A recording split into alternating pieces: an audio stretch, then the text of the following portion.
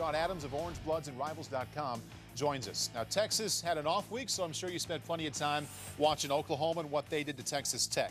UT was better on October 11th. Are they still the better team? Well, nobody knows the answer to that. The only thing we do know is that, like you said, on October 11th, Texas was better, and that's all you have to have. If you have a season where you played 11 games against the same team, that conversation might matter. But in Austin, at least, that conversation doesn't.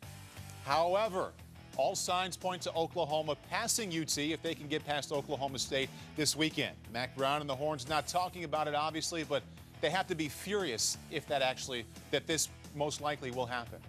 Well, I don't think they're thinking about it, and I kind of poo-pooed it at first, but it's really genuine thought. I think the fans are really upset about it. You got a lot of fans on message boards doing a bunch of different things to try to bring some light to this situation. But over the last couple of years, if you look at the history, Texas maybe didn't focus so much in those late games and had their season taken to task because they couldn't handle business late. They've lost to Texas A&M the last 2 years. That's their sole focus for Thursday night. Now, maybe they need to win. It's unfortunate, but need to win by a whole lot because Oklahoma beat Tech by 44 points. So is there a feeling that Texas has to have the same kind of performance? There's a feeling among a lot of groups that they need to have the same performance. This is a rivalry game, so you know that has everything with one team trying to make their season by destroying another. But if Texas comes out and plays their best game and Texas A&M plays their best game, Texas should win this game by enough margin where it looks pretty good to the posters. And Sean, we haven't talked to you since the big news came out last week that Will Muschamp will take over for Mack Brown whenever Mack decides to step aside. Do you think this was the best decision for this team?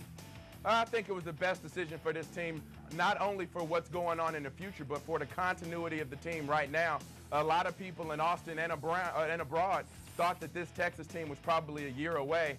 Don't know if that same thing takes place if Will Muschamp is not on campus in 2009 and they have a new defensive coordinator. So while it was a long-term decision, I think it was a short-term decision that works out for Mack Brown as well. Sean Adams, thank you very much. Sean Adams of OrangeBloods.com rejoins us. Texas A&M or Texas? Who wins?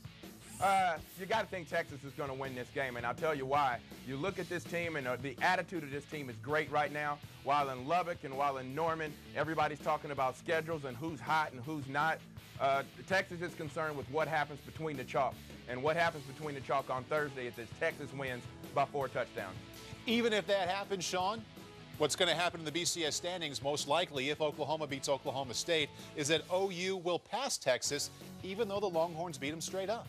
Well, that's the word on the street. I think you really got to wait until that vote comes out. And once the vote is made public as well, people have to decide how they're going to vote and whether they're voting familiarity, whether they're voting friendship, or whether they're voting jealousy. And some of that stuff will come to pass.